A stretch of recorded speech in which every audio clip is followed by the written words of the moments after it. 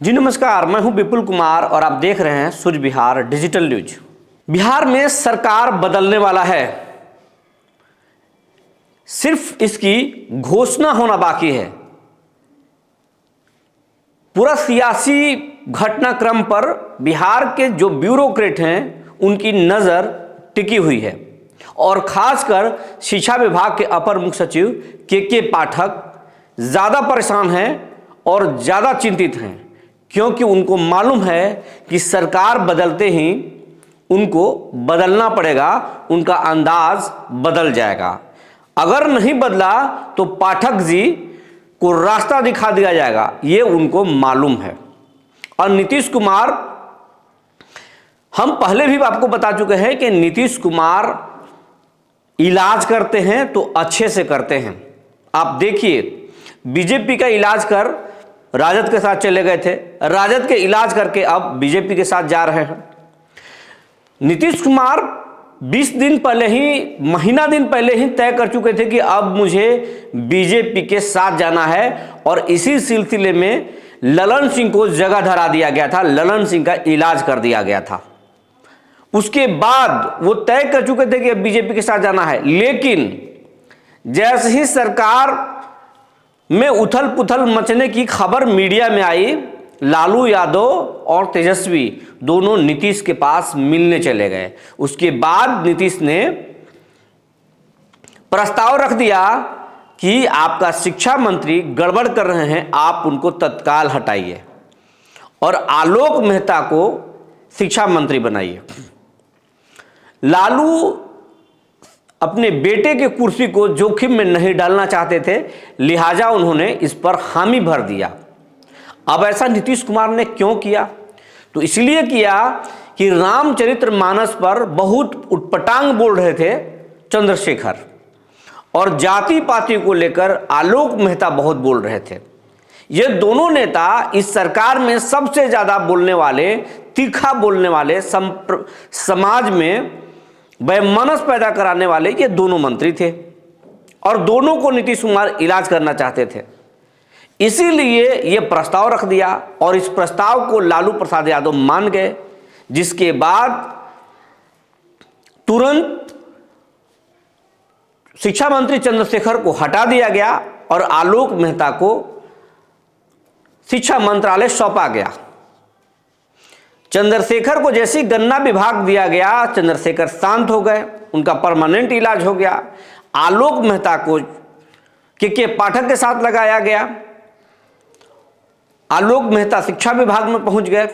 लेकिन आलोक मेहता मेवालाल के बाद दूसरे शिक्षा मंत्री होंगे बिहार के, जो सबसे कम दिन के मंत्री होंगे, क्योंकि सरकार बदलने वाली है। सरकार माने बदल चुकी है, ये मान चुकी है।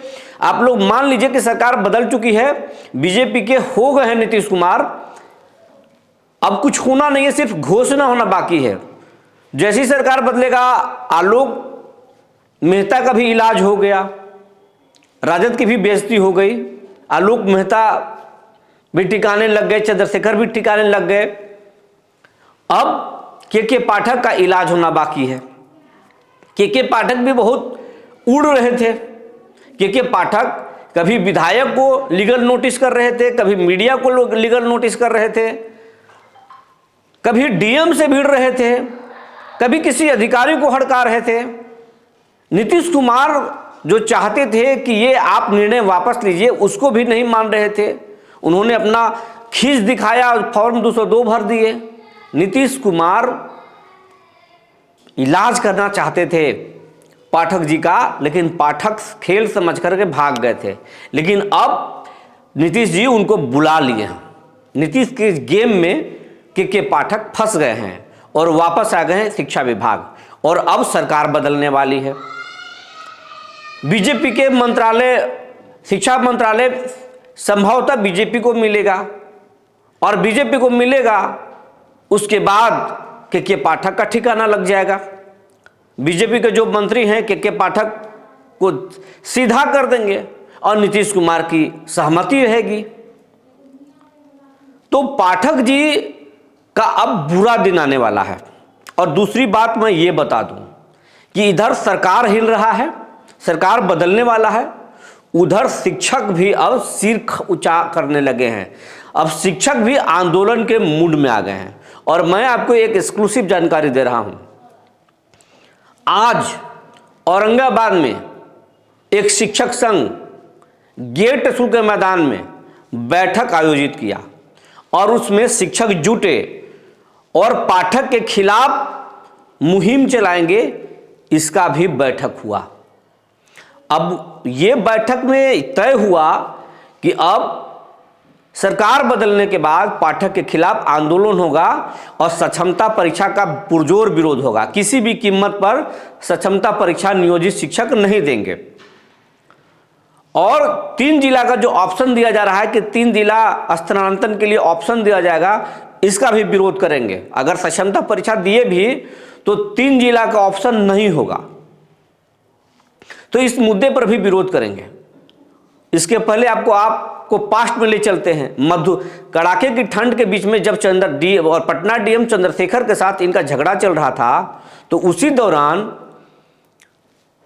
मधुबनी के एक स्कूल हेडमास्टर ने डीएम को चिट्ठी लिख दिया के पाठक के खिलाफ और कह दिया कि अगर ठंड में जान माल के नुकसान हुआ और बच्चे की जान गई तो इसके जिम्मेवार प्रशासन होगा, शिक्षक नहीं है, स्कूल हेडमास्टर नहीं। क्योंकि स्कूल चलाना मुश्किल हो रहा है।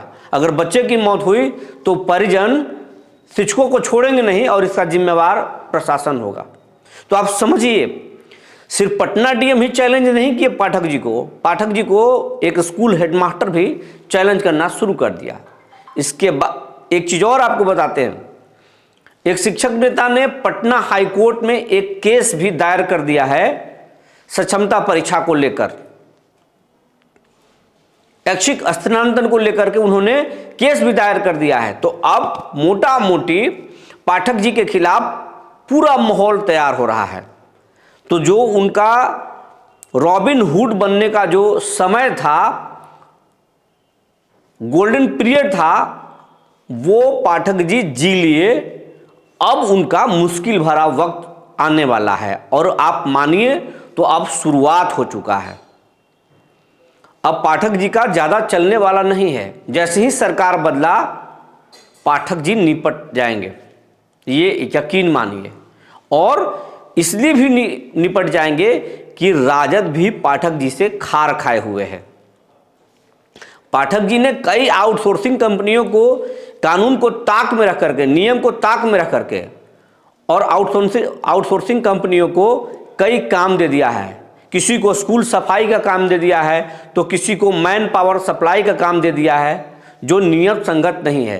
राजद उसका भी विरोध करेगा और ये सब पाठक जी के खिलाफ माहौल बनाएगा। इसके बाद पाठक जी को बदनाम कराकर और रास्ता नीतीश कुमार धरा देंगे। नीतीश कुमार को भी मालूम है कि पाठक के खिलाफ क्या क्या बिहार में होगा।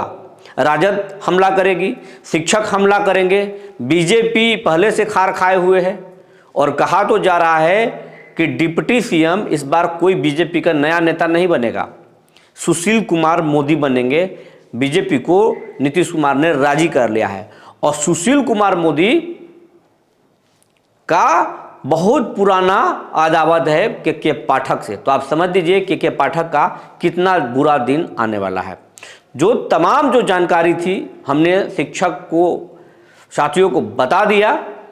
आगे भी हमारी पैनी नज़र सरकार के गतिविधियों पर और शिक्षण संगठनों पर हमारी पैनी नज़र बनी हुई है। जो जानकारी निकल कर आएगा हम आपको बताएंगे। लेकिन वीडियो खत्म करने से पहले एक विनम्र अपील हम आपसे करना चाहते हैं, आप सभी शिक्षकों से करना चाहते हैं। आपका संगठन बहुत बड़ा है, आप लाखों में हैं, लेकिन हमारा चैनल हजारों में है। छोटा चैनल है, लेकिन आपका बहुत आशीर्वाद मिला है, आपका बहुत प्यार मिला है, आपने बहुत सपोर्ट किया है। 3 महीने पहले हमने चैनल शुरू किया है, लेकिन आपने बहुत सहयोग किया। आप खूब देख रहे हैं और चैनल को भी सब्सक्राइब कर रहे हैं। लेकिन फिर भी आपसे एक विनम्र आग्रह है कि आप मेरे चैनल को सब्सक्राइब कीजिए, लाखों में संख्या पहुंचाइए। लाखों में जब संख्या होगा, जब चैनल बड़ा होगा, तो आपका ताकत बड़ा होगा और हम उसी ताकत से आपकी बात को, आपकी आवाज़ को सरकार तक पहुंचाएंगे और सरकार से भी आपको हक दिलाएंगे। धन्यवाद।